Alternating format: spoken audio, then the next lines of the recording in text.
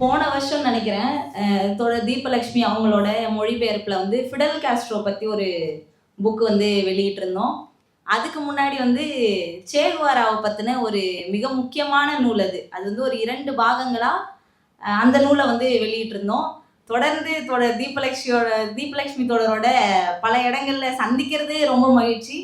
2வது வந்து அவங்களுடைய நூல் வெளியீட்டு நிகழ்ச்சியில் நம்மளும் ஒரு பார்ட்டாக எங்கேயோ ஒரு மூலையில் இருக்கோம் அப்படிங்கிறது வந்து சென்டராக தான் இருக்கோமா, அது வந்து உண்மையிலே ரொம்ப மகிழ்ச்சிக்குரிய ஒரு விஷயமா தான் இருந்துகிட்டு இருக்கு.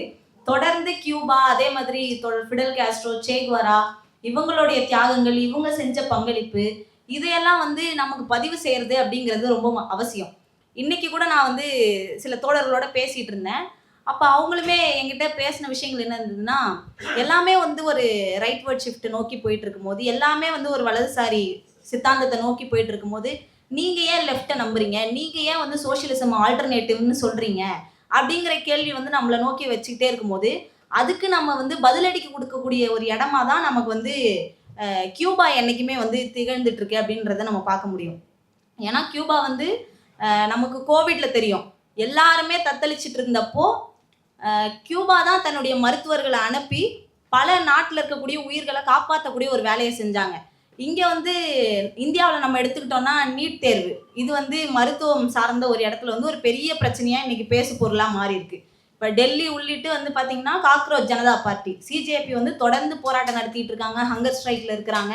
ஆனால் ஒன்றிய அரசு வந்து அதை கண்டுக்கிறதே கிடையாது.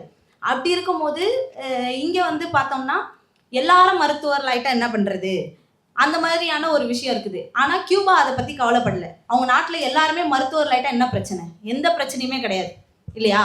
எல்லாருமே மருத்துவர்கள் ஆகும்போது அந்த நாட்டில் ஒரு பேரிடர் மட்டும் இல்லை, உலக நாடுகளுக்கு ஒரு பெரிய அச்சுறுத்தல் வரும்போது தன்னுடைய நாட்டு மருத்துவர்களை எல்லாருக்கும் அனுப்பி, எல்லா நாடுகளுக்கும் அனுப்பி எல்லாரையும் சேவ் பண்ணக்கூடிய ஒரு இடத்துல இயல்பாக யார் இருக்க முடியும்னு சொன்னால் சோஷியலிசத்தை அடிப்படையாக, அந்த கொள்கையை வந்து அடிப்படையாக வைத்திருக்கக்கூடிய ஒரு நாடு தான் அந்த பணிகளை வந்து செய்ய முடியும்.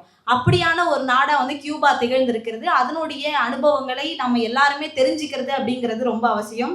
அந்த ஒரு விஷயத்தோடைய ஒரு எதிரொலியாக இப்போ நம்ம வெளியிட இருக்கக்கூடிய இந்த நூல் போராடும் கியூபா, இந்த நூல் வெளியீட்டு நிகழ்விற்கு தலைமை தாங்கி இந்த நிகழ்வை நடத்தி கொண்டிருக்கும் நம்முடைய மாவட்ட செயற்குழு உறுப்பினர் தோழர் சர்வேஷ் அவர்களையும், அதே போல் மார்க்சிஸ்ட் கம்யூனிஸ்ட் கட்சியினுடைய அரசியல் தலைமை குழு உறுப்பினர், அது மட்டுமல்லாமல் இந்த நூலை வெளியிட்டு தன்னுடைய கருத்துரையை நிகழ்த்த இருக்கும் தோழர் வாசுகி அவர்களையும் வருக வருக என இந்த நிகழ்ச்சியில் வரவேற்பதில் மகிழ்ச்சி அடைகிறேன்.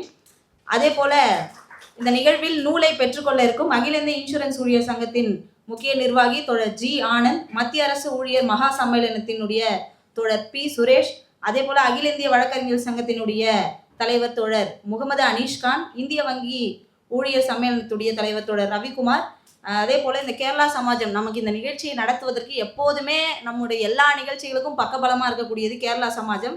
அதனுடைய தலைவர்கள் ஒருவராக இருக்கக்கூடிய தோழர் உஷா வேலாயுதம், அதே போல் இந்த நூலை பெற்றுக்கொண்டு அதன் மீதான பாராட்டு உரையை நிகழ்த்திருக்கும் நம்முடைய மாவட்ட செயற்குழு உறுப்பினர் தோழர் ஆர் முரளி, அதே போல் இந்த நூலை மொழிபெயர்த்து நம்ம எல்லாருக்கும் கொடுத்துருக்கக்கூடிய தோழர் ஜே தீபலட்சுமி அவர்களையும், அதே போல் இந்த நூலை அறிமுகம் செய்து பேச இருக்கக்கூடிய நம்முடைய மாவட்ட செயற்குழு உறுப்பினர் தோழர் எஸ்வி வேணுகோபால் அவர்களையும் நிறைவாக இந்த நிகழ்வில் வந்து நன்றி உரையாற்றி நிகழ்ச்சியை நிறைவு செய்ய இருக்கும் எழும்பூர் பகுதிக்குழு உறுப்பினர் தோழர் ஜே பார்த்திபன் அவர்களையும் இந்த நிகழ்விற்கு வருக வருக என வரவேற்பதில் மகிழ்ச்சி அடைகிறேன். நன்றி.